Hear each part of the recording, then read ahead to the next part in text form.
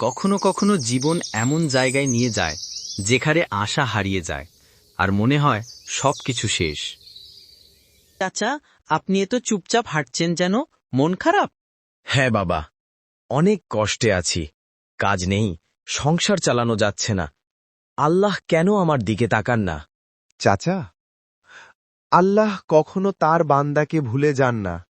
আপনি জানেন, আল্লাহ কুরআনে বলেছেন, নিশ্চয়ই কষ্টের সাথে আছে স্বস্তি। সূরা ইনশিরা। এত ছোট হয়েও এসব জানো?